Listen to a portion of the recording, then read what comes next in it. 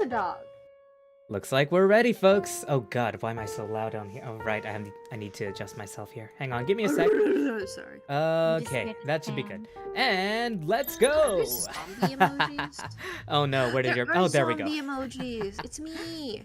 Hello, everybody, and welcome to Atelier Tea Party. Me more alive than ever. Do you have any idea what I just had to go through?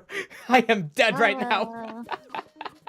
But hello, everybody. Welcome to the stream. Thank you so much for joining. Please sit back, relax, and enjoy your stay. Hello, Takashi. Hello, Solmido. Hello, our lovely guests. Hello, Nexton or Rizotic. Yes, it's good to see everybody. Would you guys like to introduce yourselves? No, In what order? no, I'm kidding. We're doing this alphabetically. Why? because I always. like torturing you. I'm ready to blame my masters for giving me a name like this. Like, why did they decide to name me this? Okay, Tan Ban Ban. I'm in the Naka Akari, but please call me Akari. I love to eat and play games, and I'm super drowsy, but I'm wide awake. Feel my energy, guys! I'm energetic! Yes, let's go! Alright, next up is A, B, C, D, E, F, G, A, K. Karo! Karo, the gigantic zombie. Did you just call me fat? What? No, I said gigantic, not fat. Yeah, that's like a. Did you just call? Did you not? Look, it doesn't. It scales, Honey, okay? I know. I know I've been slacking a little, but ouch. Not what I meant. Okay, well, I, the gigantic Karoline Necromancer, am here to say hi. Hello. I like putting things in specimen jars, and I promise I won't eat you. I can't eat you now. Now I have to go on a diet. I was like, goodness, I was expecting she'd say, I like putting things in my mouth. But We're not gonna put any attention to that. Next up is me. So, for those of you who don't know, I am Lorelei Irving, the former tyrant overlord of a small netherworld known as Yonep. It's a pleasure to meet everybody. I'm half of everything, really. But yes, I hope you guys enjoy your stay. Next up, we have Megu. Hello. Hello, everybody. Hello. Nice to meet you. I'm sorry for saying hello so many times. Hello. I am Hello. Mofutari Megumi, and I'm a Spring Swan VTuber. I sing, I squawk, I scribble, I do stuff. Thank you. Nice to meet everybody. Your squawking is amazing. My Hello. squawking is amazing. I keep saying hello here. Hello, Megu-chan. Hello. Hello there. Hello. Hello.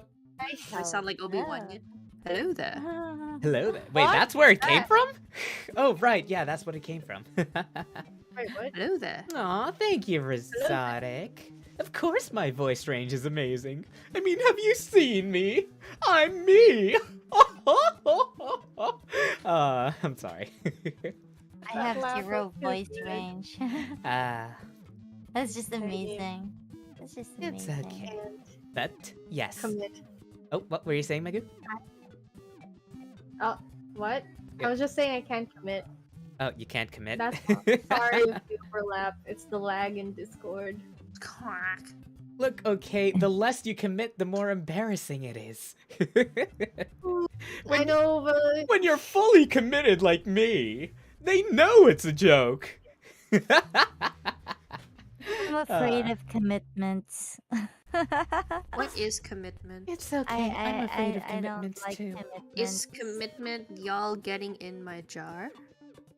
I mean, that is a type of commitment. But I commit speaking myself of in your commitments, let's get on with the I was gonna, what's the word I'm looking for? The program. There we go. Let's get on with the program today with memorable moments. Speaking of people who can't commit, we're gonna talk about memorable speeches in what's it called? in anime, pop culture, TV shows, or just things that people have said to us. And we'll start this off with something that I know at least one or two of you have seen, and that is Rem's speech in ReZero, which is You really do start with this. which is a you know, a type of commitment issue.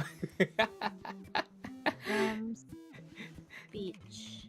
Wow, you really have to look it up, huh? No, it's not that. Totally not looking it up either.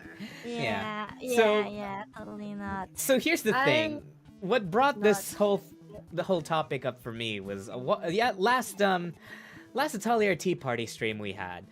We talked about, like, you know, a lot of different things involving anime. And one of the things I wanted to bring up back then that I couldn't because I was too busy psychoanalyzing, you know, Gasai's descent into madness. What's it called? I wanted to talk about memorable speeches in, you know, media, and maybe even some things that people have said in the past to you individually. We'll start off with Rem's speech because I know at the very least Akari's seen ReZero. I don't know about the other two. Have you guys seen ReZero? Nope. No. No? Okay, well, Oh, that's another thing we can binge no. watch once you guys are all free. I don't know. I have Actually, it's zero fine. motivation. You to guys watch don't really need Zero. to watch it. Super. No, okay, I should stop. Laura, I'm sorry. I'll stop. Look, we're I'm not here to sorry. focus on Subaru. We're here to focus on Rem, okay? But hello, man Yes. with the mask, and hello, Clavdy. Welcome to the stream. Anyways, let's get on with this. The So, world cried for Rem. the entire she world made cried that- for Rem during that speech, yes. And it was such a heartwarming speech that it brought me to tears. And when I first heard it, actually, I was in a sleep call with somebody. Because, well, a few people anyways. I used to do sleep calls back in the Skype days in certain servers. And, like, I was in a call, and we were doing a sleep call, and, like, I had the volume low enough. Well, actually, I was wearing earphones. I had the earphones on, and I was watching the latest episode, and it was that scene specifically, where Rem tells Subaru that, yes, I would love to run away with you, but that's not an option. Look, it would be really nice, you know? It'd be really nice if we could actually run away together. And I constantly fantasize about being able to start a family with you somewhere away from all of this. But the Subaru I know is a hero who always tries his hardest and keeps on going with a smile, even during the hardest times. And, she doesn't want to run away because she knows it will hurt his pride more than anything. And that, to me, that level of commitment was just, Jesus freaking... holy crap. Anyone would dream of her. A girl like that does not exist. You know, for real, she does not exist. 'Cause I there's no exist. girl on the Hello. planet- I'm joking. There's Hello, no girl on the Kaz. planet I- who Welcome would to the match up stream. Ram. Nobody. That kind of commitment, that kind of dedication, Which Subaru talk- understanding. Who She was would that, Subaru follow from you Hololive? blindly. Natsuki Subaru Oh from my God, ReZero. Ram, you're mine. We're talking Ram, about you're ReZero's mine. Subaru. Like Subaru isn't the most likable character, especially in Season 1. But at the very least in Season 2, it's explained that he's not supposed to be the most likable character. Wait, for real? I don't watch season 2. Yeah, I'd recommend it if you have the time. Like, it breaks down why he turns out to be such a little shit. And it actually changes, you know, it really changes his way of thinking as well on certain things. What's it called? About it. You get to know why he belittles promises so much, and why he wait, why are we here? We already talked about this on a stream before. You know what? Just look at one of our past Atelier Tea Party streams for that specific conversation. I already said this before. But yeah, that's one of the memorable speeches that we've had. Oh, does anybody have does Man with the Mask have a Goblin Slayer speech they want to share with us? If you Goblin guys, Slayer. if you guys I have just any, remember all the controversy. Oh, yeah, I episode remember all one the- of that. I remember all the controversy around that as well. Would Laura be best waifu or best husbando? Look, okay, I can be both. All you have to do is help me take back the Netherworld, and I can be whatever you want me to be. Okay. I think Laura and I can be both, and that's a plus. Yes, that is in fact true. Erwin's speech. Unfortunately, I don't actually know Erwin's speech. I haven't watched it. I Attack on haven't Titan. seen Goblin Slayer either. Seen it either. I've only seen episode 1. Well, I mean, there are a few decent lines in Goblin Slayer that make it memorable, but because none of you guys have seen it, I'm not gonna say anything about it. I mean, I'll probably never watch it, so you can say it. Yeah. To think be I'll honest, ever I don't watch actually it. remember that many things apart from his mentor. Like, I remember there was a scene where he basically has 1 health left. Because the whole thing about Goblin Slayer is, it's actually technically a D&D game. Dungeons and Dragons game. Okay. And a lot of things can happen with the roll of the dice, okay?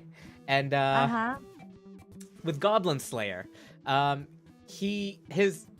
was one moment where he was left on the ground, and he was technically knocked out with 0 health. And in Dungeons and Dragons, you get 3 rolls to you basically get 3 rolls to get back up from the down state. Provided you don't take too much damage. Like, if you take twice the amount of your health in terms of damage, then you insta-die, but if you just, if you take any damage before that, you get downed, and you have 3 rolls to try and get back up or die. And what this anime basically did was, he was basically downed for the count. And they showed a flashback of his mentor, like, teaching him how to slay goblins and telling him he's a weak individual and that he needs to get stronger, and like literally hitting him with dirt. And then in one of the things that he throws, he actually adds a stone on it, and he starts bleeding. Like Goblin Slayer starts bleeding. And like I remember the mentor saying that it doesn't matter how much you bleed, how much you suffer, and all that. You have to keep. It was basically a speech that says keep going in the harshest way, but it still comes across as, them teaching him a lesson. Like, his entire village burnt down because he was weak. He was, it was basically his mentor teaching him that it doesn't matter if you're weak or not. You have to be strong. If that makes sense. It definitely sounds like an anime line. Definitely does. Yeah. Goblin Super Slayer Smash. is on my watch list, but I don't think I'm watching it anytime soon. Honestly- and I'm definitely gonna forget that, so don't worry. Honestly, apart from episode 1, the rest of it's pretty... Well, there are a few minor things that are... If you are... Episode 1 was terrifying. Oh, yeah, no. Episode 1, especially the way they... The problem with episode 1 is the way they displayed the scene, okay? The controversial scene. They intentionally deformed... if you look at the anatomy of the character, they intentionally deformed the character in question to make sure you could see, as much of the skin as possible. Whereas in the light novel, it's, it's fine. Because they describe it, but they don't, overly sexualize it. Oh wait. So that's the only... That's honestly the... What... It's honestly what gave it such a huge controversial thing in the first place, is the way they portrayed it. Is it because of the fan service? Yes, they added too much fan service to A pretty not so not supposed to be fan servicey scene. Yes, it's supposed to be horrifying, not sexualized. Like there's a way to do it. Like there's a funny way to do it, like how they did it in High School of the Dead, and then there's a more inappropriate way to do it, Yeah. which was Goblin Slayer. Anyways, we're not here to talk about controversies. We're here to talk about memorable speeches. Now, do you guys have any memorable speeches you'd like to share? Or moments, even? Moments? Memorable moments? Huh. Hmm. For me, if it's moments, it's kind of I guess it technically counts as a speech, but this character wasn't talking to anyone. More so, she was talking to herself. But there was like this, like if you guys have seen K-On! Oh. Yeah? Yeah. At season 1's like final-ish episode, when like Yui, the main girl, she just pretty much she was like, oh no, I left my guitar. I can't play with any other guitar. I need to run all the way back to my house and grab it. And yeah, it was that moment where she's like running back, and she was like having a whole speech about, like, as though she was talking to her past self, where it's like, hey, past me, you're gonna be okay. I can't remember what she said exactly, but the whole point of the speech was, you're gonna be okay, don't worry about it. Your future's bright. You find something that makes you happy and that you want to strive for. Yeah. It was like, I was like, I want to be, and it was like, I want to be able to say that to past me one day. Also, some people in my chat are saying the Optimus Prime speech. Which one exactly are you talking about? Because I only... which there's a lot of Transformers out there. Yeah. Is it the one that goes something like that? What? She went the meme route. That What? one, right? Oh, Huh? Optimus Like Prime. the most Optimus Prime. Like that. So funny. I don't know what this is. This doesn't... The third one. I don't remember much about the third one. I don't I remember have not anything. seen the third movie. I don't know. I probably haven't. I forgot it. I'm Transformers 3. I've only seen Transformers Dark of the- 1, and that was enough for me. Optimus Prime. Enough. I don't speech. remember anything from I all watched the Transformers Transformers movies. At the movie, end. and I Oh, will here we say go. Optimus Prime, There will be days when probably- we lose faith. Days when our allies turn against us. But the day will never come that we forsake this planet and its people. Is that the one you're talking about? Also, hello, Tabahi. Welcome to the stream. I think Optimus Prime says a lot of things that sound like it sounds like when he talks, he sounds like he's always making a speech. Honestly, yeah. Optimus Like the Prime. wisdom voice. I think the problem with Transformers is that it got really boring for me really quickly because it was directed by Michael Bay. I don't know the directors. Michael Bay is famous for mediocre storytelling and over-the-top explosions to the point where those explosions don't make any sense. That's a funny way to get known for. Yeah, Oh yeah. It took There me are- a second to realize what you're talking about. there are things in that movie that explode that should have no explosives in it. Like this explosion in the background where the main cast or the characters are like running, and then something suddenly just blows up in the background. Yeah. You can call me whatever you want, Brazotic, or Nexton. So what do we Alright. call you? Rizzo? Next? Yeah. Do we call you Rizzo? Nexton? Brazotic? Anyways, this is this next scene, this next speech that I wanted to bring up. Karo should know about this one. It's from How I Met Your Mother. There are actually a couple of speeches that I really like from How I Met Your Mother, but this one probably tops the list because this one touched me the most. This is how I used to be, okay? Before I went into before I came to the human world, I was basically what's a good term for it?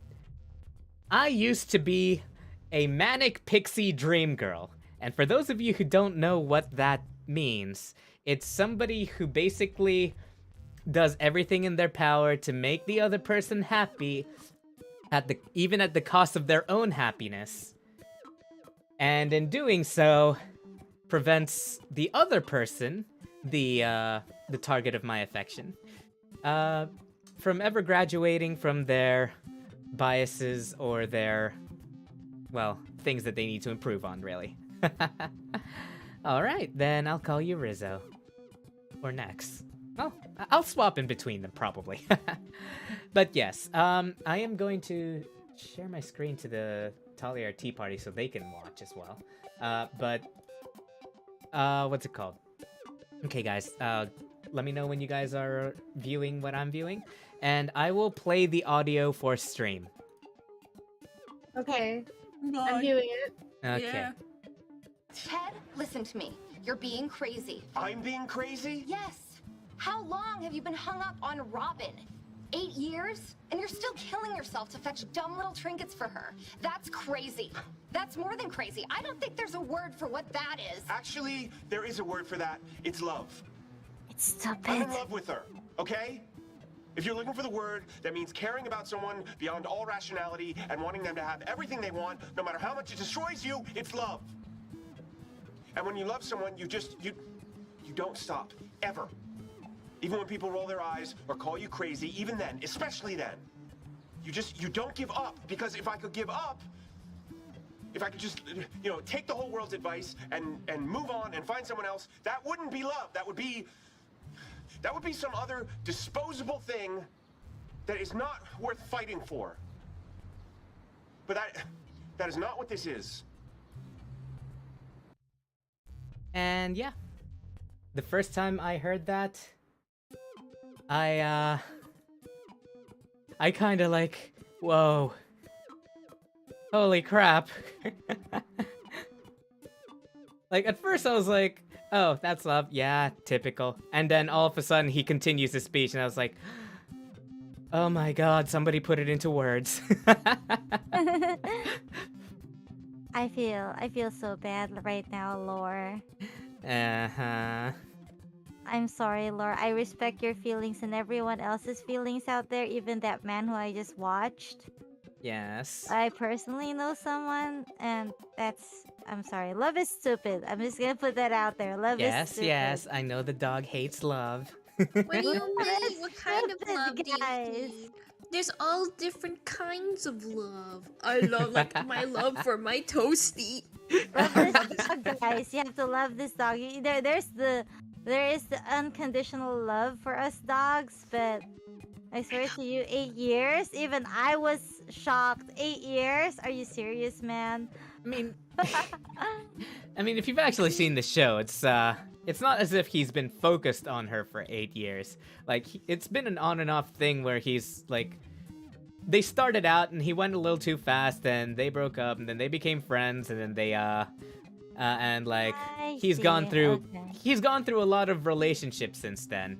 But a lot of things have happened. Like he's what's it called? There was one girl who was about to marry him, but then ran off with her ex. That one was painful. Yeah, that was "Aw." painful as hell. I'm so happy for you too. That was what's it called? There was also, a relationship he had with a girl who was trying to take his project down because she's an activist and he's tearing down a landmark. Wow. So much has happened to this guy. Yeah, there's a lot of things that happened to this guy. It's not as if he just, always just sort of like kept on, chasing after her like relentlessly, Like there have been, like, he's always tried to help her out as a friend and cheered her up and everything. And like he's always done a lot of things to make her happy. because that's what he wants, you know. He wants her to be happy. And that's the version of love that I have always wanted to cultivate. The type of love that would sort of allow me to be satisfied with making the other person happy. That's what I wanted to cultivate. Now that you described the character, I guess I could kind of take it back, although that was still a bit extreme, whatever he just said. My first impression after you showed this to me was like, is this like some guy who's been courting a girl for 8 years and just justifies that it's love and is obsessed over a girl who's just, you know, turning him down? But after you give me the story, the background, it's a bit more acceptable. But you know, it's like love is stupid. I can't even blame the guy. Just the concept of love is stupid. Unless it's love for a dog. Unless it's love for a dog. The funny thing is, even afterwards, like what's it called? He actually ends up getting married to somebody else in the end, and good for him. And Good for even him. then, he still wants to remain friends with the other person, and like, you know, he's happy with his marriage and everything. And there was actually a deleted scene where Loved her. there's a deleted scene where Ted, the guy that was in that speech, actually meets up with Robin after getting married and having a child and everything, and Robin's divorced her husband. I was so mad at that. Yeah, like, they built up an entire fucking season for that, by the way. Yeah. They built up that marriage for an entire season, or like, entire 2 or 3 seasons. They spent an entire season on that wedding, and like, in the end, they just get divorced anyways. I dedicated so much time into watching that season, only for it to Very crumble realistic. and Anyways, and they were perfect for each other to end, and only to not be perfect because the end goal had to. I'm not bitter. You're bitter. but yeah, there was an end scene where there was a deleted scene where Robin was like, Ted was like, how did we end up here? And then like Robin mistook that as mistook that quote as him saying like, how did we end up here and not together and blah blah blah, stuff like that. And she starts going off on how, oh my god, you finally said it, I thought I was being crazy. And then he was like, I meant, how are we in this particular restaurant and not where we usually meet with the friends? And he said he has no regrets about what about how his life's turned out. And what's it called? They end up parting ways there, and like they had a little funny moment where they were like, they made the joke. Because throughout the series, they kept making this joke where every time someone says, like, a major pain or a major hassle, they're like, major pain or major hassle? Or, like, what's it called? You know, anytime general or major or anything is connected to a word, they'd make a joke and salute it. And that deleted scene ends with them making one last salute like that because of what they said last. And, yeah, that basically ended the deleted scene. And unfortunately, after another kid, like after some time, the person that Ted marries does die of his sickness. Not bitter, you're bitter. Yeah, that was a bit of a shock and a little bit. Well, it was kind of alluded earlier on that season that the wife didn't have much time left. When Humbug. when the wife was like, of course her mother would show up to her wedding. What kind of mother wouldn't be around for their daughter's wedding? And then Ted starts crying, and then the wife starts comforting him, and it was alluded then that they knew she was gonna die. But a lot of people didn't pick up on that on the first time. I picked it up and I hated it. I was like, oh. Carol just can't get over. Yeah, and what did piss a lot of people off, on the other hand, was because they didn't include that deleted scene where Ted and Robin meet and they have that pleasant exchange where they revisit some old memories. A lot of people were a little pissed off about the ending of that specific show because at the very end he's like, and that, kids, is how I met your mother, after, you know, like 12 seasons or something, or 9 seasons or something like that. And they were like, and his kids were like, yeah, I don't buy it. That isn't why you told us that story. I think that you told us this entire long story to tell us how you're still in love with Aunt Robin and want to know if we're totally okay with it. And What? What? that's what his kids told him, and he was like, "You're grounded." And then his other kid was like, "Oh my God, you're so into Aunt Robin," and then he was like, "You're grounded too." And then his kids were like, "Come on, Dad, it's been 6 years since Mom died, and you and Aunt Robin are so obvious with each other." And yeah. Not bitter, you're bitter.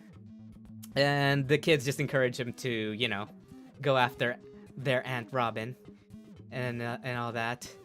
Like, and yeah, that kind of left a couple of people bitter, but at the same time, it's a comedy. It was supposed to end on a dumb note. But that scene would have been a lot more acceptable if they didn't delete that specific scene. I don't know. Like that. You, all three of you have watched How I Met Your Mother, right? No, just me and Karo. Oh, okay. I kind of thought Negu-chan was relating to all of you, and I realized she's too quiet. You're right. She's just bitter. Not... I'm just Yes. relating by being bitter. Yeah. But let's see. Chat. You didn't. I could share one. Or actually, I listed 3 while we were talking. Oh, yeah, but sure, I go don't for wanna it. Forget it. My So brain is- there's this. I'm gonna share all 3 because I remember it before I forget them. Yes. So there's this one I learned from way back during my puppy years that stuck to me until today. No, wait. Is her name Toru? Fruits Basket. Yeah. Fruits Basket Toru. MGR. Okay, Okay. I'm waiting. Yes. Excitedly. Okay, it's Toru. Okay, so I had to remember the name. So Toru said something along the lines. So I don't have it literally I don't have it in verbatim, but something like, when someone gives you a compliment, instead of denying it, you should say thank you. Because, you know, if they say it, it's probably true. It kind of stuck to me because I kind of tell that to people when they kind of like say, no, what you're saying is not true. But, you know, it just stuck to me. That's one memorable line. Hmm. Add to And- that? Huh? Can I add to that? Yeah. That's from the same anime where I think it's a connection to that, where Toru said something about how people are like onigiri, like rice balls, and Uh-huh. you know how rice balls have like something in the middle, Yeah. and then she said that I think people are like rice balls where other people can clearly see, like she called it umeboshi, which is like Uh-huh. a plum. Yeah, other people can see, like, you know, the something special within in someone else, but since it's behind them, right, it's situated behind them, you can't see it on yourself. So oftentimes you can't, like, it's so hard to say something good about yourself and believe the good things that other people say, but other people can easily see it because they're looking at you and it's at your back, so they can see it but you can't. So yeah, something like that. Like, I got so excited when you mentioned like Fruits Basket because that is Alright. one of my all-time favorite animes. I Rip my see. heart out, why don't Classic. you guys? Rip I my feel heart out. I That's feel true, so though. bad. I wanna watch the remake, but I never got the time. So It's really uh, good. The remake I is know really it good. is. Also, this stream has turned into speeches to Kyle's just triggered. Being triggered.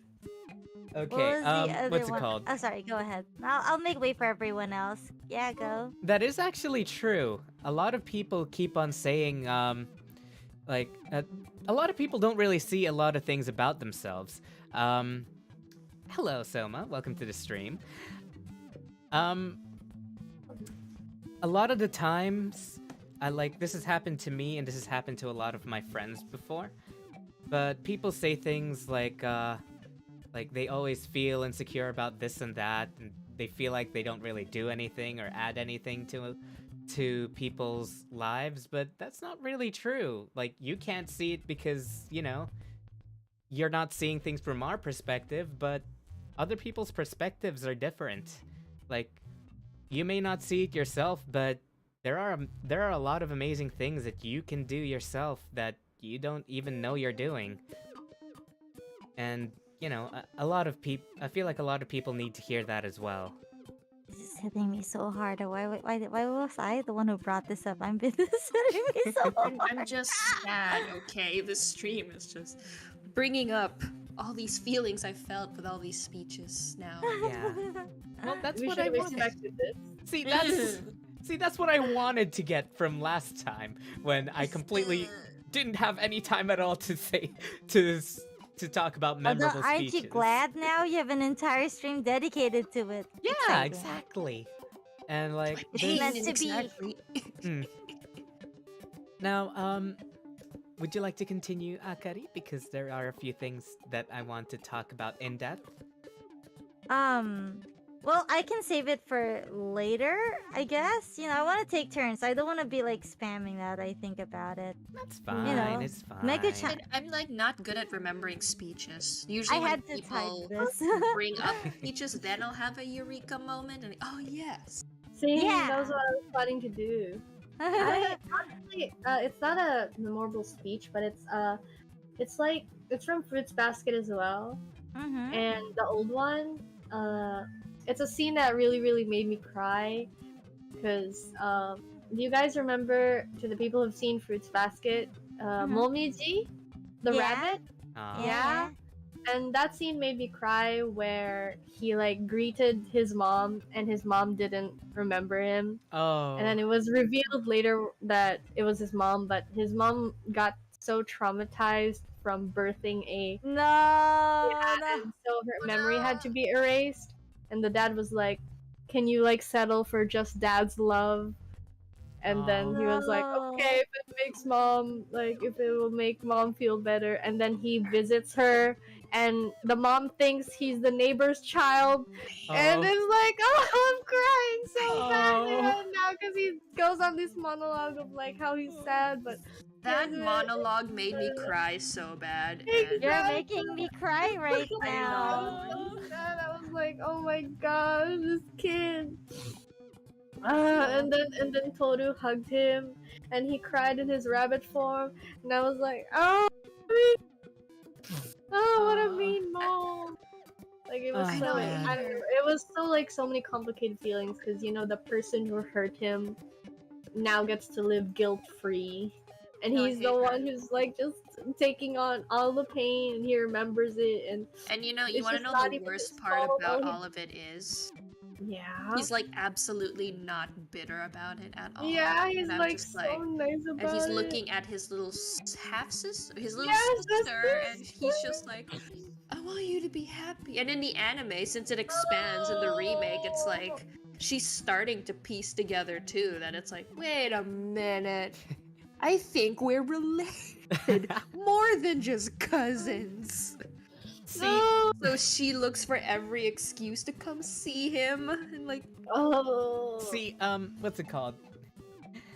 This brings me back to that speech that How I Met Your Mother had back there, where it's the type of love where you want them to be happy, even if it kills you. Oh God. Do I don't you know if I like understand? that. Do you What is understand this? now? Jesus? Like, No. I don't know if I can. I mean, they said that true love means sacrifice. Like it's a conscious decision. Like yeah. you don't do it because you're blinded by love. You do it because you decide to. But so far, I don't know if I've experienced. I don't know. Like I used to be. I'm much better now, but I used to be such an emo kid, and I was like, relationships are dumb. Like it's not real. Like they're only good at the start, and then it just you get to know the person, and it sucks. And it's why so many marriages fail. Maybe it's See, because the- I was surrounded by adults with just the suckiest marriages, and I'm like, why did you even marry in the first place? You look miserable. See, the Like, problem. was this really worth it? Like that was my mindset. Well, the problem But- is that marrying for love is actually a rather new concept. Like it wasn't around a couple of centuries ago. No, like my relatives married But, for quote unquote love. Well, most of them. There was one where. But it at the wasn't, same, but, like, yeah, but at most the of it was at the quote same, unquote married out of love, to the point where they're like, oh, let's like defy our parents because we're so in love. Yes. They don't agree with our marriage, but let's get married anyway. Like, but ah, in terms of like actually getting to know the other person, the problem is a lot of people don't get to know the person well enough before you get married. A lot of people don't even get to know the other person enough before they get into a relationship or start dating. The problem with today's the problem right now is that a lot of people don't build that foundation of friendship. So when the honeymoon period ends, there's no foundation to support what you've created. See. exactly. What It's you like, should be doing is, befriending somebody and actually getting to know them and like spending time, like, instead of just hopping in from one relationship to another just because, you have a couple of similar interests and you get along felt well enough. something. You felt that spark, but that Like- spark was just temporary. Okay, I'm It was sorry. just infatuation. There is a yeah, I feel like, yeah. yeah. Because, here's the thing. Love is caused through chemical reactions, and typically, those reactions die within 3 months or so, and, if you don't build anything out of those 3 months, like, if you can't build enough of a foundation out of those 3 months, when those chemicals die down, you will feel less and less, Attracted? yes, you will feel less and less attracted. And the less attracted you are, and the less you know about a person, the less likely it is for that relationship to last. Sometimes it doesn't even last that long because you figure some stuff out about the other person, and well, you reach that moment. Sadly You're said, disgusting. Yeah. Oh, you're stupid. You Oh, ate the yeah. last Cheetos. I hate you. just like, oh man. But I'm yes. not living with someone who's gonna eat my Cheetos. No, I'm kidding. You broke my trust by eating. Yeah. I told you how much that bag meant to me. I told you. I ate it anyway. all right. Let's see. What's it called? Clav D. What? Clav D Clav D. said something. The reason why I refuse to find myself in a romantic relationship, I don't feel like I'm responsible enough for that. You know what? That's fair exactly. enough. Fair. See, that's responsible. Yeah, that Like, is a what I very hate responsible about way of seeing things. relationships- What I hate about relationships is that so many people like just go into it, and then suddenly they have a baby, and now there's this third person that has to like face the consequences of the parents' actions, and the parents are like, we're irresponsible and we're not ready to raise a child, and we like complain a lot about raising a child. But you made the child. This was a conscious decision. You went all the way from relationship to marriage to child, and it's like, I don't know. I don't know. I don't know. I don't know why so many people are like, I want a relationship so bad. I mean, that's a Filipino thing too, or is it just an everyone thing? It's In a movies general too. thing. In movies too, general thing, I see things where it's like, I don't want to die a virgin. What's the big deal? Huh? Well, what's the big deal? Just take it. Pay Like, someone. I'm kidding. what? What did you say? Pay someone. I mean, to be fair, that is a valid solution, you know. You know, I mean, if you just don't want to die a virgin. If that is your right? only goal, just pay somebody. I'm sure someone I will feel like accept. that's like a college thing. That sounds like something that would happen in I college, see or even it- high I see school, it in actually. movies. I see But- it in movies. and I What? always Are you feel serious? perplexed why it's such a big deal. Hmm. Where it's like, it's such a big deal that I'm gonna die without, doing the deed. Yeah. Like so many people are like, I want to be in a relationship so bad I'll take anyone, and I'm like, no, please don't. That's funny Like, because I people remember tell this. me that? I actually remember this one song that came out in, like about a decade ago. It's the Japanese title is Darademo ii kara tsukiaitai, which roughly translates to I don't care anymore. Please someone date me. Yeah, like that's a thing, right? And the Like, entire song is just like is just them begging to be dated by anybody. I feel like there's a Filipino version, but I can't remember the title. But yeah, the I song can't remember the melody. the song essentially goes Darademo ii kara tsukiaitai, Darademo ii kara tsukiaitai, Darademo ii kara tsukiaitai mo, Darademo ii kara. But also, I feel like that's never true. Has that ever been true? Where it's like, Where I'm fine you with literally date anybody? Yeah, there's yeah, and then they're like, there's oh, I meant limits. anybody, but not that. Not that anybody. You'd be Like I said, I date surprised. anybody. Like I'm pretty I'm sure like I'm too picky. I'm too picky for my own good. I mean, I'm sure there's like a few individuals out there, and if you're watching this, you know who you are. That have would to probably beat just my love accept Toasty. literally anybody who offers their hand. My heart belongs to Toasty. I'm sorry, guys. Also, like a different, like, what do you call it? The different end of the spectrum where it's like, I don't want to date anybody because my standards are too high. me. You know? Look, It's me. this is actually a good segue to. This is actually a good segue to something that I wanted to talk about. Okay. And that is the Mhm. reason why I haven't dated anybody in years. I mean, I think it's fine, honestly. What's it It's called? not a big priority on your list. It's like, Well, see, here's the thing. I actually do like dating. You know, I used to enjoy dating. I used to be in relationships, Yeah, and I dating found was them fun. fun, and it was nice. You know, it was nice being in a relationship. And sometimes I still do crave relationships and all that. But unfortunately, I have a very specific. There's something very specific that's been ingrained onto me from the last person that I tried to, that I opened up about my feelings to. And this is another memorable speech for me. It's that this person told me, I don't remember the exact words, but what they told me was that to them, relationships and all that really doesn't matter to them. There are some times where they feel like being in a relationship with somebody, but at the same time, they would rather focus on their dreams and ambitions. They would, like, to them, like, if they ever did date somebody, it would have to be somebody who, who's in a similar profession who could help them achieve their goal. And vice versa, you know, somebody who could support that dream all the way through.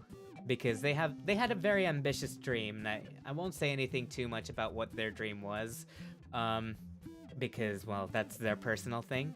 And, you know, I don't really want to talk about somebody who's I'm not really in contact with anymore behind their backs. But basically, they told me a lot of things and how it's okay to be selfish, and it's okay to want things, like want more than what you have, and that really stuck to me, you know.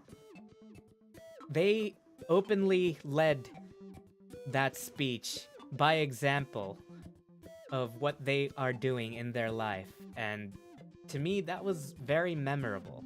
The idea that, you know, they they'll always put what they want, like their dreams and aspirations, at the forefront.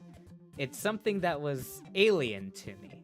It was something that I had never really done before. And when I started VTubing, I promised myself that no matter what, I would prioritize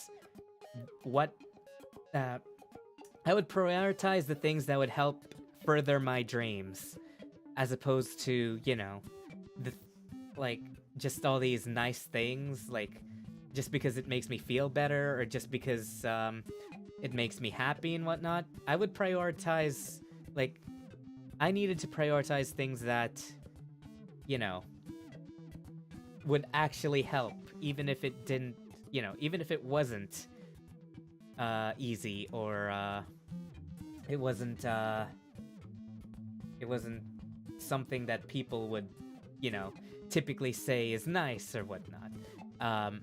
I would be selfish, and that it's okay to be selfish to get what you want, if it's, you know, as long as it's, you know, supposedly not, like, as long as you're not hurting anybody particularly, you know, like out of malice or anything. If it's, you know, say for example, if I wanted to do something, and doing that would help reach my goal, but it would hurt somebody in the process, if the action is not, like, if it would hurt somebody in the process because that person doesn't want me to do it, just because they don't want me to do it, like, obviously, you know, there are certain specific limits to that. I would still go ahead and do it if they were in my way. As long as it's not, you know, as long as it's not something that as long as it's not something that's, you know, going to hurt people specifically, you know? Like, if it's being done, like, if it hurting another person, and the only person is being hurt because, well, they don't want me to do it, I wouldn't care.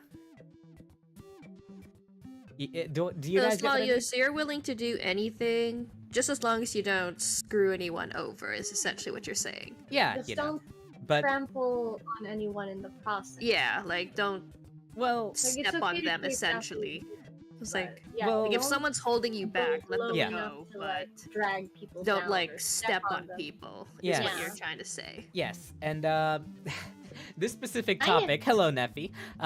This specific Hi, topic Neffy. connects to a lot of different other quotes that I have found very memorable as well. And one of those quotes I actually showed you, Megu. It's from the song "In Hell We Live Lament" by by Millie and the vocalist from Myth and Royd, Kihao or something. The quote is, "Then I realized someone's heaven could be the source of my torment, and that life is allowing yourself to step on fire." And what that basically meant was that just because it'll make somebody else happy doesn't mean it'll make you happy. And that you should be allowed to walk on fire in order to reach your dreams. And that's what, that I felt like connected a lot to the viewpoint that I had back then. And why what you said is technically not true, because when in specific industries, there are times where you will have to, get, for example, get more popular, or you'll have to be given that position in order to in order to climb. But in being in that position, somebody else would have wanted that position, for example. Are you Yeah, but just that's going to let... different. Yeah, that's what I mean. But Yeah. technically speaking, It's we're a still couple trampling on rules. their dreams. But Yeah. you shouldn't let the fact that it's their dream hold you back from saying it's your dream too, no matter how much more they want it. Because, quite frankly, wanting and being able to do it, and being able to step on these fires and all that, sure, it can be seen as selfish. You know, taking roles that someone else might be more interested in, or might be more, or might want to chase after more. But it's your life too. It is your life too. You should be able to, want to get a better life. You should be able to want these better positions, or want to dream bigger, or just keep wanting more. That's fine. You should be able to do that. And if that,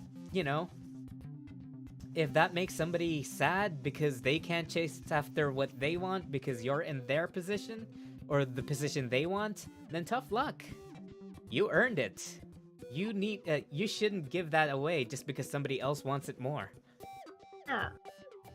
That's a different thing. Because the one that me and Karoline, I feel, like trampling on people is that Like maliciously, quote, like unquote, straight up hurting people. Yeah. Yeah, not actually earning your place to Yeah. be there. Like, sabotaging others, or having to tear down others, or having to step on people so you get to go to the top.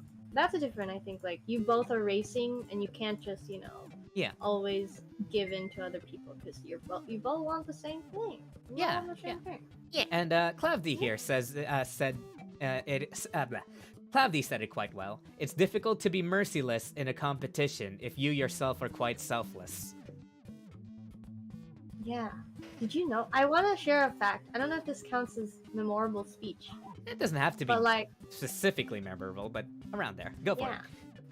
I watched a series called Sandersides. I don't know if Ah, anyone yes, here I remember Sandersides. You watch it too? Yes, I love Thomas Sanders. Oh my gosh, Laura, yes! Yes! I love that series. Oh my gosh, nobody knows Thomas. I love Sanders. Thomas. Thomas, what are you talking You about? guys know Thomas Sanders? You know Thomas, yes! OMG, yes. I love his Sanders side series. It's like so high production and so high quality. He's so good at Yeah. acting. He's so good at singing. He's so good at everything. Like, But yeah, it's amazing. I love that. I love series. his different sides. And there's this one episode where he struggles with deceit, like lying is bad, and then there's this one really, like, they reference philosophers. I forgot who it was. Max Stirner, I think, is the philosopher they were referencing, where, or was it not? They mentioned a few philosophers, but they had one where it's like there's a theory that everyone is an egoist, whether they know it or not. Like, we're all, like, inherently selfish, and we have to, like, put in the work to actually be good. And, like, for example, right, like, sometimes we don't confront our friends about the things that is not good, but it's not because it's for their good. It's for your own good, because you want to keep this friendship, because this friendship makes you feel good. So in fear of destroying what you have, this comfortable feeling of just staying as friends, you choose to not say anything. And that really changed my view on, like, things, because I used to be, like, I still kind of am, like, non-confrontive, and I still kind of am not if I'm, we're not really that close, like, like, I'm not in any place to do that. But I'm trying to do that thing now where it's like, if I feel like, you're a close friend and you do something, and then I speak up about it more now. I've usually done it with Atelier Party. Not really speak out, but, like, being honest, Yeah. In the the standard sides, guys, not sponsored. Give it a watch. It's so good. It's like so high production, and you really like feel like you're watching 5 different people on set. Their mannerisms, the jokes. It's so good. He's a great singer too. I'm sorry. Yeah, he's This great. turned into gushing. Oh my gosh, but What's it called? wait. fangirling. Yeah. But yeah, standard sides has a lot of memorable. Shrimping, yeah. He has. There's a lot of like memorable quotes in standard sides, and that's one of them. They reference like philosophers Oh and yes. stuff like that. It's cool. They yeah. even do stuff on Disney stuff as well. Yeah. Yeah, I like don't the watch darker side of much Disney and of it. everything is just like Yeah. like Anxiety versus Prince, who's just like praising the every Disney movie, and then Anxiety just comes up and is just like, yeah, that movie's about this negative thing. Yes. I remember that one. Though. Yes, that was great. Yeah. Highly recommend that. Prince is always so funny. He's like, Yep. I'm going to beat you with my bare hands and the sword. It's so, man, the delivery, it's so great. Yeah. I'm sorry, this turned into a tangent. But yeah, like, Yeah, that was one thing I anyways. really, like, Yeah. stuck with me. Like, everyone's an egoist. And I was like, you know what, that's so true. Like, it's, like, Everyone is an egoist. and it's a that's- battle of, like, yeah. And that's why I never hold back whenever whenever somebody asks me something or tells me about something, I will never hold back my opinions, because I always, like, if I see something wrong with this or something wrong with that way of thinking or that way of doing universal. things, Mhm. I will say something about it if you ask me. And I will not hold back my own opinions, because, you know, it's better that you have the full unadulterated opinion of somebody as opposed to a crutch. And that leads me to a perfect segue to my next memorable speech. It's not really a speech, it's more like a sentence, but I don't remember where it's from. I think it was from maybe Korra? Legend of Korra, I think. But I think the specific quote was, I need somebody to support me, not a crutch. Mhm. And Hello? like they said that after being annoyed at somebody who just kept on agreeing with them. Okay. That's true. Like, Yeah. you want to be able to like walk, but sometimes be able to lean on them, not be like unable to walk without them. Yeah, You know? Yeah. exactly. Yeah. And that's what I've always tried. That's what I've always tried to be for people. I want to support everybody, you know, I want to try and support everybody, but I'm not going to be a crutch. If anybody tries to make me a crutch, I will buckle. I will purposely buckle and watch you fall. Clavdi said, like, I generally don't hold back my opinions, but be prepared to be offended or disagree. I'm honest and you ask for it. That's the thing, though, because a lot of people don't even realize that sometimes they get offended because of their ego. Yeah, Like, exactly. they don't cash themselves. Yeah. And sometimes also people, I feel like there's a fine line between being frank and blunt and honest and just being downright mean about it. Yeah, Like, you can like- be honest, but be nice about it, you know? Yeah, Like, offer if you're mean about proper it, people are criticism. less likely. Yeah, constructive. I Yeah. guess. Like, don't just say, this sucks. Or like, Yeah. that's shit. You're shit. Don't just say that. No, don't do that. Yeah, have some compassion behind the honesty, even if you have to say, Exactly. even if you have to go through some mean things, you know, obviously, you can't help it if you have to say some mean things about something. But Oh, the you know, sandwich as long technique, guys. Use it. Technique. Yeah. I've heard about that. as Sandwich the thing. The with two compliment compliments sandwich, and yeah. nicely. Yeah, look, but also yeah, the compliment Yeah? sandwich. Hey, your hair is great. By the way, you have spinach in your teeth, but your hair is great. That's a funny way to say it. your Uh, hair. It's like, you could just tell them in this situation, by the way, you have spinach in your teeth. Yeah, Use your a teeth toothpick. is swallowed though. Otherwise your teeth are really nice, really white. You're welcome. yeah, as long as you're just direct about it, and like, you know, if you're in a neutral kind of way of speaking, you know, some of it may be harsh, but as long as it's constructive, you know, that's fine. That's exactly how people should, like, try to be. Because there's some people where if you baby them, they're just not going to learn. Yeah, that's the thing, right? Like, the main idea is like say the truth with like quote unquote love. Like, say it because you want them to be better, not because you have some sort of mean agenda where, haha, I know this is gonna like really wreck their day, so I'm gonna tell them all about it. I'm gonna tell them the truth through, you know, mean spirited glee. Yeah. Or having, see? yeah, that's basically it. Yeah. You can be direct about it. You don't have to Yeah. change your way of speech for someone. Like, Yeah. as long as you include all the information, like, as long as you include all the information they really should know about something, you know, it should be fine.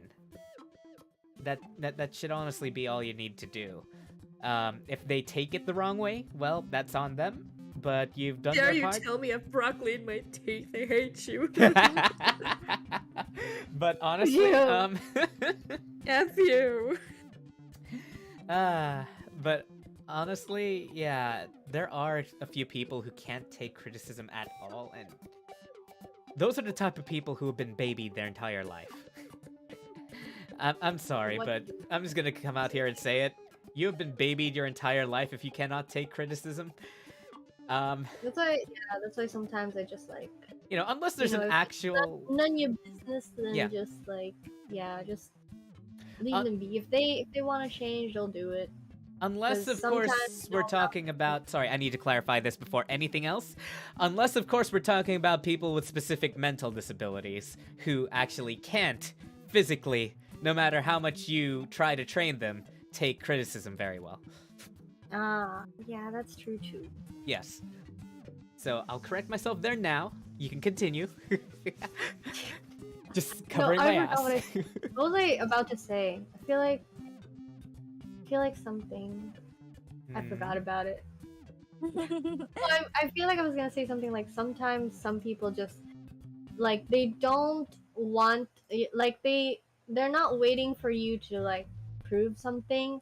They just don't want to be wrong. So no matter how many facts you lay before them, they will believe what they want to believe. So at that point, just like leave them alone. You know, it's you can't change a person. It's not up to you. So Yeah. if you try and they didn't take it, then okay. Moving on. It says more about your character if you actually try than if you don't, you know? Like, it says more about your character in the fact that you tried, as opposed to what it results in, you know? Yeah, there are a lot of close-minded people. Unfortunately, that is a fact in our time. But, well, you take the good with the bad. You find some Our time. really nice people as well out there. Imagine. Buried under the No, it's still pile the of- same. Back in my day, now it's still the same, even now. Back in my day, it was actually worse.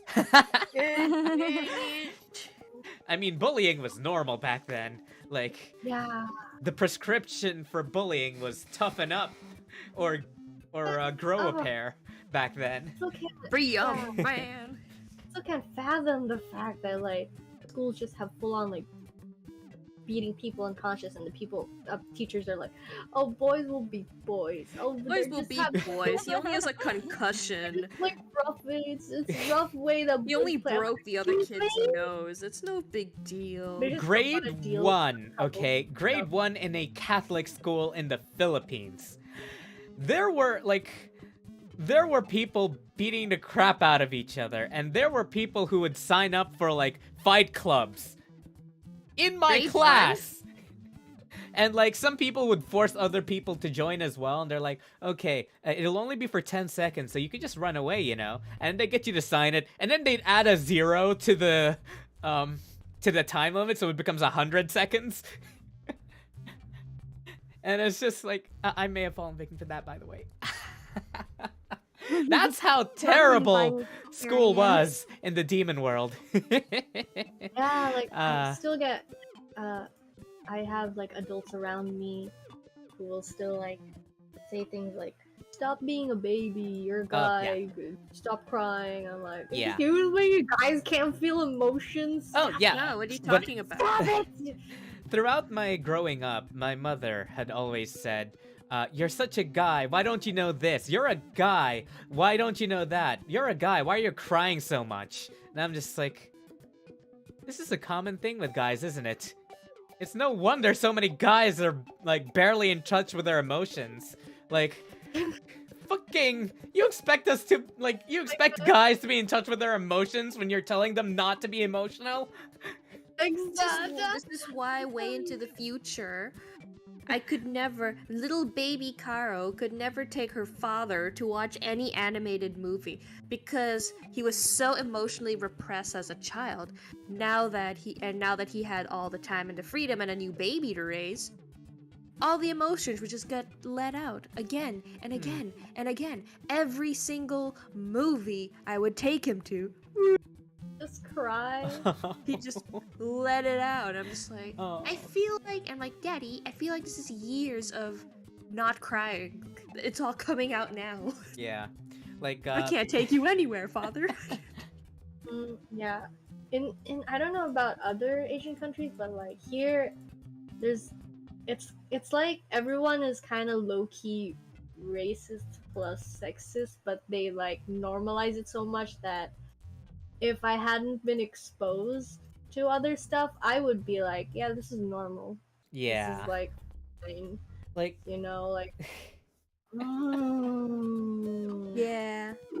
see, when I got Yeah, into the when I got into the human world, when I finally got back to the human world, I sort of like I was like, wow, is this what a good school is? Is this what having friends is like? People who don't just use you for your like technology and your money and all that? Is this That's what rough. it feels like to actually have support? Oh my god, I've been so unhappy my entire life. Sorry, the demon realm warped your perception. But I agree. Yeah. I've heard many horror stories about demon realm schools. I didn't go to a proper demon realm school myself. I went to a more quote unquote international school, so to say. Therefore, I Inter-universal. was or an like exchange inter-universal school. Therefore, I immediately got exposed to different viewpoints from different other monster. It wasn't all zombies, you know. I wasn't stuck with just zombies. I got to hang out with the werewolves, with the demons, and all that jazz. Got different viewpoints. Vampires be like, that sucks, bro. Yeah. Or that is an interesting way to look at this. What is this weird dish you have just given to me? I will eat it. Munch. Oh my god, I now love Korean food. I wanna try tteokbokki so much. I see it all the time, but I heard it's just like sticky rice, so I don't know. Yeah, it's just sticky rice. If you want mochi, you should get the ones with stuffing in them. Oh, I love the ice cream ones. Oh yes, Oh my gosh, ice cream I just mochi. recently tried them, and I was I so know over to the that. moon. It's I been was a while like, since I last had one. Same, but I was like, Same. 6 days of my life. I was like, this is what ice cream mochi is like. Where have you been all my life? Not here. Going back to the Yeah, because they only exist with one brand, the AICE IC. Does anyone else know that brand? I feel like Yes, this. I do. Yeah, nowhere else Isn't sells it red as ice? Ice. Yeah, ice. Yeah. Nice. Going back I to used to think of- the school thing, Clavdy says the school I had was basically a PUBG beta lobby. Everyone beat the crap out of each other a lot to the point where someone had a concussion, and it was a primary school. the Oh heck? wow. That sounds like my school, except after I accidentally told my dad about how I got beat up a lot and a lot of people would take my money and all that. Oh man. They immediately went to the school, and the head honcho of the bullies kind of got expelled. That is amazing that It's awesome. they did something about it. Well, see, here's the 'Cause, thing. A lot of other parents had actually complained about that bully, but Yeah. my father, being the tyrant that he was, threatened the entire school with a lawsuit if they didn't do it. Yo, And the reason power move right there. and the reason they couldn't do anything beforehand was because apparently the father of the bully was an ex-military, and they were also threatening the school. But now that there's two threats on each side, they took the lesser evil route and expelled the kid. So, you know. Yeah, that's great that it worked out like that. Because I see so many instances where it's just like, It's one of the few No, times the my bully's tyrant so father bad. ever did anything good. let's suspend the bully and tell them not to be mean anymore, okay? Don't bully anymore. Yeah, no, they straight up okay? got expelled after that year. You told the teachers about me. Now we're gonna beat you up even more that we're back. And it's just like Yeah. a cycle of, oh man. You want to know how much of a psycho that head honcho of the bullies were? Sometimes we'd sit, we'd take the bus home, okay? Sometimes he'd sit next to me, and then he would open up a can of Coke, drink all of it, and then he'd put his finger on, you know, the opening of the can where it's sharp? Yeah. He would put his finger on the edge and said, "Hey, watch this," and then cut himself with it, and then make me look at his finger that is now bleeding and say, "This is your fault for not stopping me." Oh my gosh, he sounds like an absolute. He was a Sounds like a kid that freaking needs help. psycho. He- I mean, to be fair, his father was also batshit insane, but you know. sound like And he- not in the Armstrong kind, not the Armstrong type of batshit insane either. It was the straight up batshit insane with no redeeming qualities. Man. Yeah. Well, I always say that sometimes there's a reason for insanely bad behavior, but I say that's not an excuse. Yeah. It's just I- a reason. I was traumatized a lot as a kid, desensitized to a lot of things, which is probably why I enjoy the suffering of others a lot. Oh no, the tyrant is about to play. But, well, you know. I wonder if I should start a series where I watch people suffering. In a comedic way, of course. Or That's just really fun, start like, a series of reacting to- you watching people suffering in general. You know, like slipping and I try falling. not to laugh. You A know, lot of try not to laugh. Army. That. Fail Army, guys. You guys know Fail Army? No, I don't. ah, You But- can search it up. It's on Facebook. Back to the program. yep. Memorable I have speeches. this other. Well, I'm sorry. Sorry, what? there's just this one thing I really want to read. Rizzo said something a while ago. Sorry it took me so long to read. It just... We couldn't find a specific way to get back into it. But one of the memorable speeches that Rizzo actually says they came up with this just now. It doesn't matter if you're a broken twig that fell off from a tree or an all-powerful being. As long as you're willing to try, then failure is the least of your worries. Wow. I like that. Yeah. Also, I read that earlier, but I didn't see the whole sentence. Yeah. That was like, what, 30 minutes ago? An hour ago? Yeah, it was about half an hour ago. I'm really sorry it took me so long to read. It's just, like, we were having, like... I was trying to make it so that I didn't interrupt anybody. And I didn't interrupt the topic. But yeah, so let's keep going. Back to the Okay, topic. Yeah, I wanted to get back to the topic with another line. My God, Pers- this is too close to Taurus. This is like, it's not really a memorable line, but it was kind of what got me through my puppy years as a carefree puppy. Asakura Yo uses the line "Nanto ka naru sa." Nanto ka naru sa. Nanto ka naru What does that sa. mean? What does that mean? Everything's gonna be alright. Ah, Everything's gonna work out in the end. Or, you know, Right. that's the it'll be concept of it. fine. Yes, everything's gonna be fine. Nanto ka It'll naru work sa. out somehow. Yeah, that's exact translation. It'll work out somehow. So Yeah, I remember know, that. That was honestly kind of nice. it's a really nice line. Like, I was probably the most carefree doggo ever when I lived the words of you throughout my puppy years and became the most carefree puppy ever. And like Wish. and given any other person, I feel like Anna would be borderline a toxic wife. But considering how carefree Yo is, I feel like Anna's actually the perfect crux for Oh, for- totally. Yeah. Yeah. He needs an Anna to keep him at bay because Yes. if he doesn't, Because he's as nice as that quote is, Nanta Kanarasa, if that is your entire motto for everything, some things will start not working out and spiral from there. Yep, I should know. I should know that very well. But you know, life was good when it was there. Remember back when we were kids and we didn't have so many things we needed to think about? Having an existential crisis at like 12.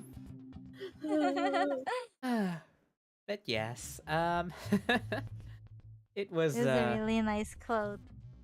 yeah, It's a very short quote, but you know, I guess it's still stuck to me until today. yeah, And it the doesn't, other quote and last quote, I wanted to get deeper into that, but I feel like that's a perfect ending to that, to that specific quote. Anything more might start to bring up the negative stuff. But anyways, um, Emilia, Emilia. Amelia. Does she even have a ReZero? Oh, yes, Oh, Amelia. There, yeah. I was like thinking, does she have a last name? Does she? Hang on. Amelia Let me look. I thought she was gonna say Amelia Watts. ReZero. Amelia. Let's see. Let's see here. Just call her Amelia, Amelia. ReZero. Heroin. No. Yeah, no. They don't have a last name. It's just Amelia, which I mean makes sense. I mean, last names are kind of a human thing, and she's half elf, so raised by I thought elves would elves. have like really long names.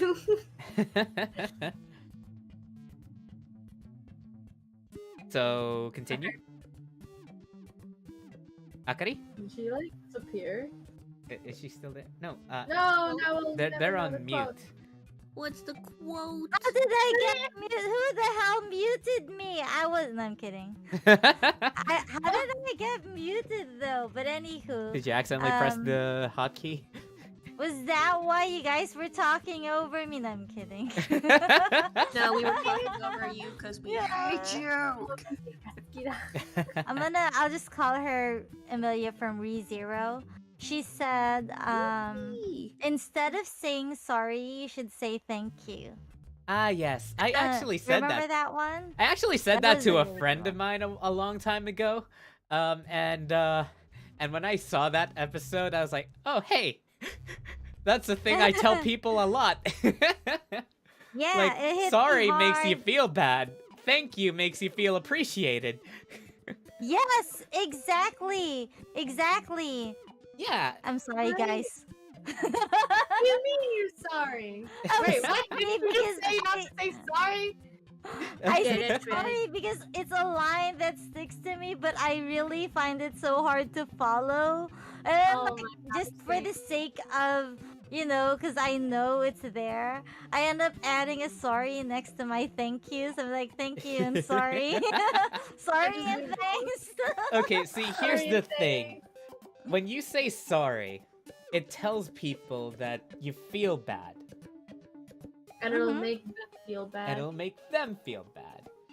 But if you say Yeah. thank you, they feel appreciated. And That's they, so. like, you know, they know that they, by saying thank you, you're acknowledging that what they're doing is, you know, something worth thanking. Yeah, I exactly. think similar. Like instead of saying sorry, just say thank you. You know, and it'll make things better. But I just never. It's so hard to follow because I feel bad not letting people know that I didn't mean to do this. Like, I feel bad making you do this or having to say this Yes. to you. But Yes, then I feel like I'm obligated to tell you that I did not want to ask you to do this and I feel guilty for telling you to do this, but please do it anyway. Sorry, thanks. Sorry, not Ah, sorry. Okay, sorry, okay. not I remember there was there was another quote that I really wanted to say. Right. Um, this is something that I said myself. It's a little bit self-serving, but I actually didn't think anything of it until one of my friends who I told this to pointed out how cool that sounded to them. And I was just like, that sounds cool? Really? Okay. And, basically, let me get my... There we go. What I told them before was that, what's it called?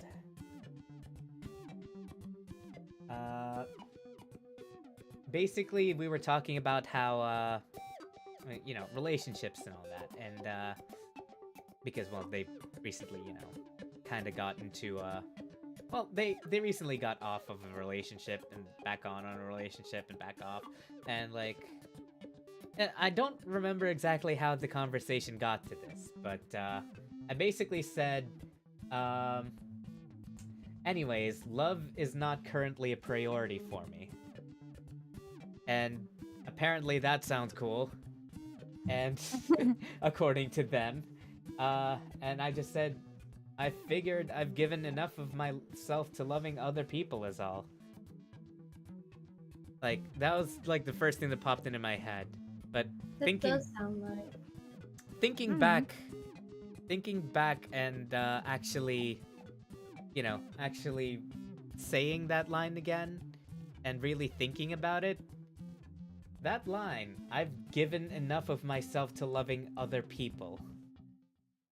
Like, I know it came from me, but I didn't think about it at the time. But I have thought about it now and, like, recently. And, I think that's something that'll stick to me. Because, I have, in fact, given a lot of myself to loving other people. And that is why I'm trying to, you know, prioritize above everything else my, you know, my dreams and my ambitions. And, oh my god! Karo! What? I just remembered another memorable speech from How I Met Your Mother, and the funniest thing is the character who gives it. Can you guess who I'm thinking about right now? Barney? No. Dang it. Someone even funnier than that. They have a nickname, and they have a specific dating move. Do you remember The Naked Man? Yes, the Naked Man. The Naked Man told this to the main character's future wife at the time. And that quote was, "What is it you want to do?" And like, no matter how outrageous, say what it is. And like the wife says it, you know, Tracy says it. And to her it was end poverty. And what he followed that up with was, then every action you take from now on should be in service of that dream.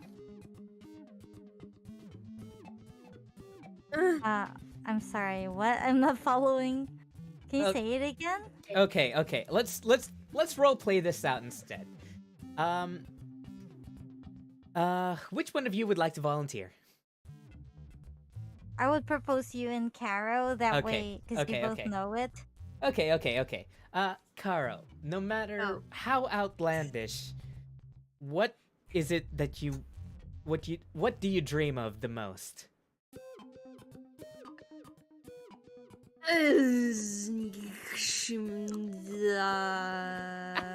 Toasty, stop licking me!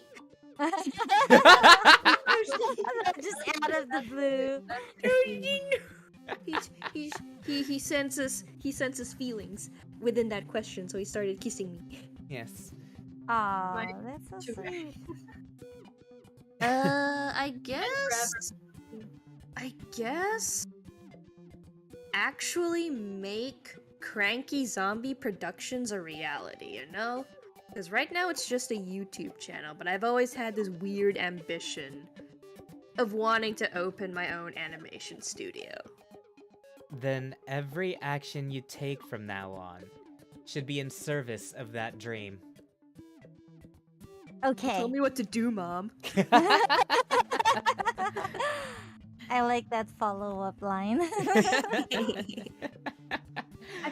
But yes, that was honestly very memorable for me because, you know, when I only actually recently started watching How I Met Your Mother. Well, I only recently finished it anyways, about a year or two ago. And about a year or two ago was around the time that I was thinking, where is my life headed? What was I gonna do? I had a lot of dreams, but, well, you know, I was only just starting to think about VTubing as an entryway and all that. But then I watched that scene, and that scene stuck with me at the time. That line specifically. Every action you take from here on out should be in service of that dream. And that's right. If you want to make something, you know, if you want to chase after a dream, you need to take as many actions as you can towards that dream. And, you know, I just thought it was cool. Yeah. It's like, I could add, like, I heard that somewhere before too. It's like something along the lines of, what is it that you want to accomplish? What's your goal? And then look at what you're doing right now. Is it something that will contribute to your goal? Like something like that. Like it was more of like a time runs fast, you know, you gotta, like, it's okay to rest and stuff like that, but as much as possible, like, avoid, if you want to accomplish your dream, you should avoid, like, nonsense, you know, like, Yeah. things that are wasteful of your time. Like, let's say, you know, like watching random YouTube videos. Haha. It's good. You're calling me out. It's Why are you good. calling me out, Megu? No! Well, see, here's I'm the... calling myself out. I'm kidding, go. Well, all I'm things kidding. do have... I'll be called out. all things do have a specific, you know... Everything does have a specific limitation on them, I should say. Like, yes, take all the actions you need in order to, you know, in order to progress to that dream. But if you're tiring yourself out, then you're taking steps backwards. You should you should be incorporating the rest time and the, you know, mental health times in the middle of that. And sure, sometimes you will have to sacrifice some of those things. Sometimes, if you really want to get ahead. But you need to be able to rest when you can. If you don't have to sacrifice something, you know, like, if you don't have to sacrifice in order to get there, like, maybe it'll delay it by, like, 1 or 2 days or something. Rest when you can. Because, honestly, the worst thing you could do is tire yourself out and burn yourself out so much that you end up spending more time than how much time you'd have rested anyways. Yeah, it's like, just don't let it consume you. Yeah, don't let it consume you. But, you know, you need to be the driving force, not it. Yeah, you're driving the car. Yeah, you have to be the one driving it. Yeah, if you go too fast, you'll fall in the ditch or something, or crash into something. Yeah. If you fall asleep while driving, it's very dangerous. Cloudly says... It kind of makes sense. Cloudly says, I gotta say that I'm afraid of what I'll become as a person in the future, never knowing if I'll notice that the things I'll be doing will be good or bad. Honestly, that's why it's important to have friends and people close to you who can bring you back when you go too far. it is nice to have friends who can, bring you back whenever you need to. And, Call you have you to out. you have to be willing to listen to them as well, But yeah, honestly, that was the biggest fear I had growing up, not knowing when I'm doing wrong things or right things, or not knowing when I'm becoming the tyrant my father was. That was my biggest issue growing up. And that ghost haunted me for a long, long time. And, it's a little bit hard when you're traumatized by tyranny. But, well, getting over trauma doesn't mean forgetting it. Just because you remember something doesn't mean it's, doesn't mean it has to affect you. Eventually, you'll learn how to deal with those things. If you just, stop hyperfixating on those things.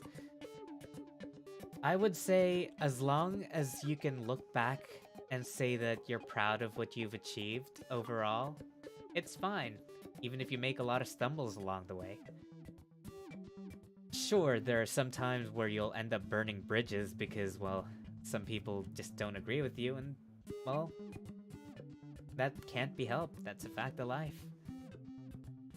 It's not good to try and, it's not good to try and maintain a bridge that's clearly collapsing under different sorts of pressures, like not being able to see eye to eye on certain things. And yeah. Why am I the only one talking? We're just listening passionately. Yeah. Yes. It's called memorable speeches, and we should listen to them. So that's fair kind enough. of what we're doing. That's fair enough. But yeah. Don't worry though. If any of you step out of line, I will say something. We're gonna bonk. Yes. I have actually had to do that for a couple of my viewers. And you know who you are. You're welcome. Mama Lord, got to do some scolding. Yes, I will always scold before I do anything specific, Like, I won't ban anybody just because they do something bad, or, I'll say, stop doing this, stop doing that, or this thing makes some people uncomfortable, could you please tone it down a little, or, stuff like that. But, I will always give people a chance, because I want to be supportive and try to help people understand things. Because if you just straight up ban somebody without telling them why they're being banned, they're just gonna keep on doing it to other people. If you at least tell them, and they keep doing it to other people, then at the very least, they've been given the information, that's on them. At least that's how I've always treated my viewers. And yeah, some of them might stay, some of them might go, but I've done my part. It's up to them how they view things. So yeah. Gravity, weak infrastructure, poor maintenance. Yes, indeed, Neffy. But yeah, does anybody else have any other speeches? None for me. None for me either. Akari? Trying to think. I think I finished the stuff on my list. If I had any, I forgot them. I forget memorable things. Well, I'll just close off with a few honorable mentions of quotes that I've lived by throughout my life. There's the first quote. Oh, Solid Snake's speech about belief in the end of Metal Gear Solid 2. Yes! That was actually really good. Like, so... Yeah, life is not all about passing genes. Hang on, let me read it out loud for you. Hang on. MGS2 Snake speech. There we go.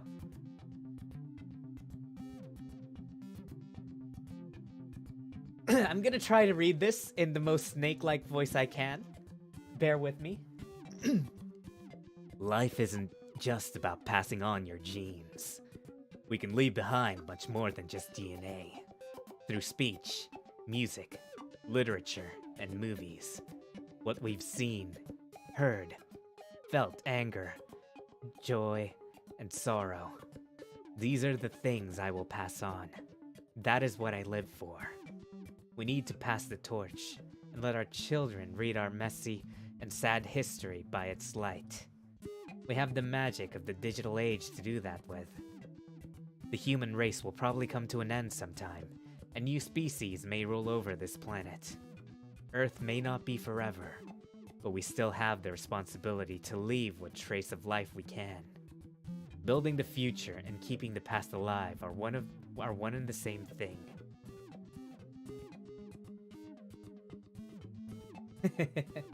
How was that? I didn't quite get the cadence of Snake's voice, but I tried to get to his tone.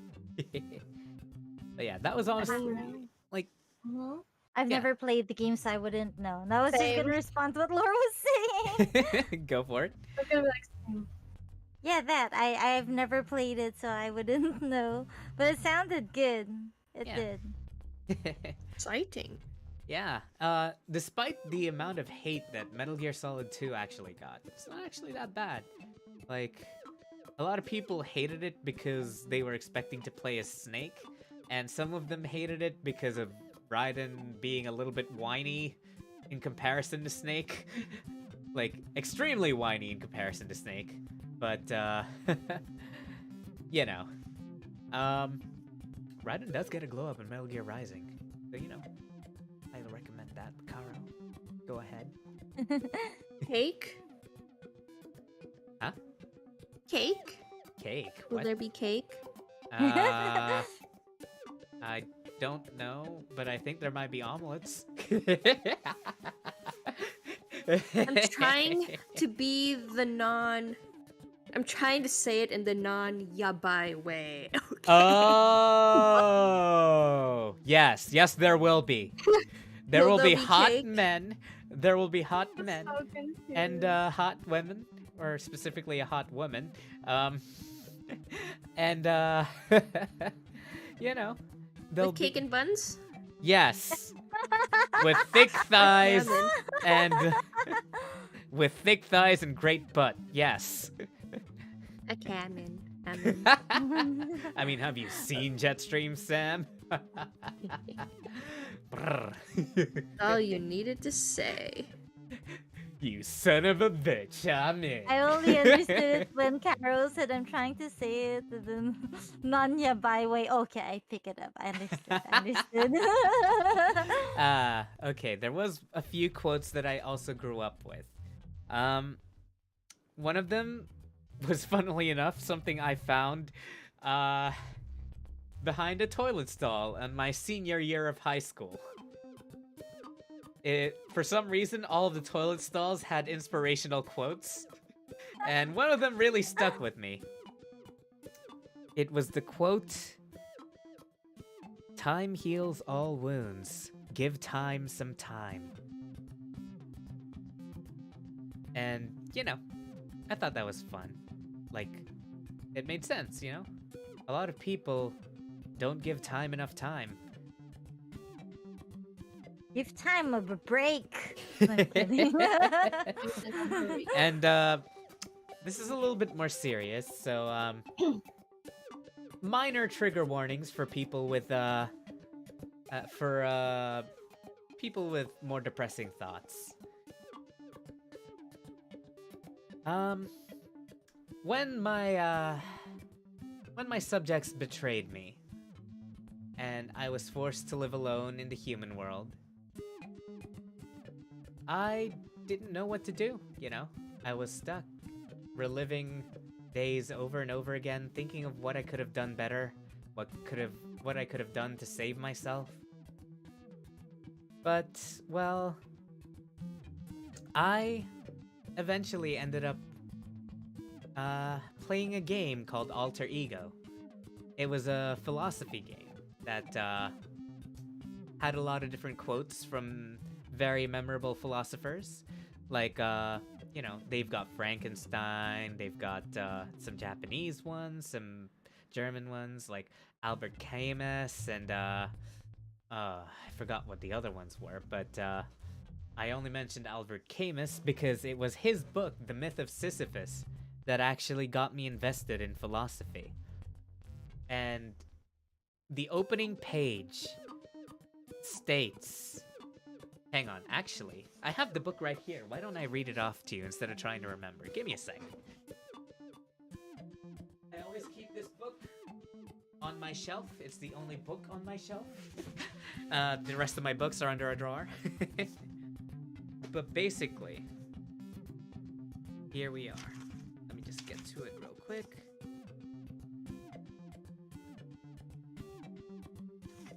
The first chapter is called Absurdity and Suicide. So trigger warning for those of you who don't really want to hear about that type of stuff. But, you know, I was in a very dark place back then. And, you know, obviously when you're in a dark place, sometimes you contemplate things. But the opening page states, "There is but one truly serious philosophical problem, and that is suicide. Judging whether life is or is not worth living amounts to answering the fundamental question of philosophy. All the rest, whether or not the world has 3 dimensions, whether the mind has 9 or 12 categories, comes afterwards." And that's it. From then on, I was hooked, and it went on through the chapter to state the arguments for both sides. And yeah, existentialism. What really got to me on that one in specific, let me see if I can find the specific line that he said. Let's see. Okay, I can't find it because there are a lot of words in this book and I'll need to read through it to get to it, but it essentially goes to state that, because again, I was in a really dark place, so my answer to that question was, yes, life is not worth living. At the time, anyways.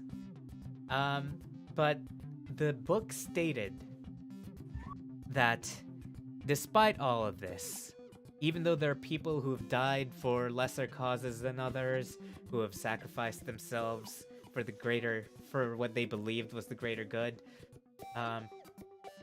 there are also people who, despite knowing that in their heart and in their mind, despite being convinced that they are, that life is not worth living, continue to live in order to prove whether or not it truly is. And that's what kept me going, actually. What kept me going was the idea that, well, the only way someone can truly answer that question is if they continue to live throughout their life. The only way they can really say whether or not life is worth living or not is if they give themselves a chance to live their life. And, well, that's how I'm here today. Through a slightly morbid and dark existential perspective, I managed to cling on until I found some people that I actually really like being around, you know?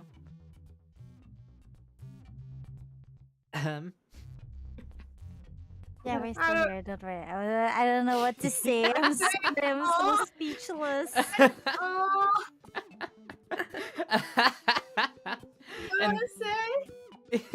Is Megu-chan crying? No, not. I'm not That sounds like you're someone- crying! That sounds like someone who's trying to hide the fact that they're crying would say. But, yes. It's not like I'm crying or anything. It's not like I was moved by that speech or anything, Baka. I was just And- being quiet because I was being polite. Don't think I liked it or anything. But, I mean, yes, you guys are, like, you are the people I enjoy spending time with the most. But at the same time, you know, you're not the only ones. I also include my viewers in that, and all of my friends, and all of my, you know, all of the people that I've actually ended up having different experiences with. I feel like even though I'm still not quite at that point where I can fully say that I'm glad that I was brought into this world, I'm just glad that right now I get to spend my time, you know, with you guys and with the viewers and with my friends, and yeah, honestly, it feels nice. Happy for you, Lore. Yeah. Thank you. And, well, yeah, I guess we could end it off on that note if nobody else has anything to say. Food is life, food is love. Akari's dog, let's go. Thank you for watching. Sorry, Akari, but there is one other dog who has my heart. No, you can only love me, Carol. His name is Toasty. Oh, you can only love me, Carol. No. You gotta battle Toasty. I do not accept. It's not something I accept. No, Toasty. I'm a jealous dog. I'm a jealous dog. Oh, right. Right. Oh, Neffy's Speaking- asking me to clear it up. Food. I was talking about food. Right, what's it called? Oh god, I'm hungry. It's done. Wow. One last thing. Just because I got reminded because it's the end. My ending catchphrase, Sweet Nightmares. It actually has a meaning. Sweet Nightmares is something that I picked up on from a friend. And though I'll never be able to talk to them again, it's something I want to keep with me dearly, because it really did affect me. Life is hell. Let's be honest, it can be hell. There's a lot of nightmares out there. And well, just because we're experiencing a nightmare doesn't mean we can't make it sweeter. And yeah, that's why I always say sweet nightmares. Anyways. You made that a tweet. I remember Yes. that tweet. I actually did tweet that a while back. But yeah. I don't think a lot of people really saw it. So I figured I might as well go on the record on my channel instead. Because I know there are some people subscribed to my channel that aren't to mine Twitter, so you know. Anyways. You guys should change that. Yeah. Yeah! You guys should Subscribe to both. Free. It's for subscribe to all of us. yeah, subscribe to all of us. So if you guys want to follow these guys, their links are in the description down below. You guys should go ahead and like and subscribe this video and subscribe to them. Like that's not an option, by the way. I will haunt your dreams if you don't. I managed to squeeze in a plug at the end. Just by reflex, I was like, you should change that. Follow Mama too. Yes. Wait, is it plugging time? Is it? Yeah, it's plugging time. So like, there's like a Lorelai cover that y'all should be listening to called Hollowness. Ah, yes. You should like totally listen to the Hollowness. Yes. And then there's also a Megu cover called Phony, which should also be listened to. And yeah, that's it. Akari cover. What Yeah, Karo cover? there's a Carol cover. I don't know what you're talking about. I haven't made the cover yet, so it doesn't exist. No, you do have one. You want me to drop the link in the Yeah, chat? it's in my I channel. can It's totally actually do featured that. on the covers playlist. There's only a few there, No, so you should it's be able to see it. I like that. It's not real. Once you click it, you get spam. You get spam if you click that link. You can't. Anyway. I'm gonna find it. I'm warning Where you is it? now. You're gonna get your Discord hacked if you click that one. Is it on Lore's channel? It's on my channel, on- yes. That's why. That's why I have trouble finding it every time. Oh, there it is. Okay. It's For those who spam. don't know, Carol sang. Carol has a Yeah. cover It's Here you not go, cover, it's guys. Listen to spam. it. You're It's gonna get chain awesome. mail if you click the link. It's a suspicious link. Don't do it. All right, all right. So, 登録お願いします。so closing remarks. Thank you everybody so much for Yeah. joining. In terms of people who want to return to my channel this week, tomorrow we're continuing Ebe. We're gonna do the extras on Ebe anyways. And, you know, after that we can resume Freaky Fridays. And yeah. Saturday. What do I have on Saturday? Metal Gear, yes. We're continuing Metal Gear on Saturday. But apart from that, I'd just like to say to everybody, thank you everybody so much for joining. Today was a little bit more serious, and honestly, that's what I wanted my channel to be about, you know? I wanted to delve Serious into business. more serious business and, like, be more philosophical and all that. And, you know, actually, you know, take actions towards the things I said I would do when I started out VTubing. Look at that. You know you can do it. This is and my yes. heart. Well. I'm sending my heart after this Both podcast. That's what my heart looks like. But yes, I hope you guys enjoyed. It was a little bit different, but I hope you guys enjoyed nonetheless. So thank you everybody so much for joining. Like I say at the end of every stream, like and subscribe if you haven't already. And I'll see you all next time. Take care, and sweet nightmares. Jew. Bye. I did thee and a Jew. Bye, everyone.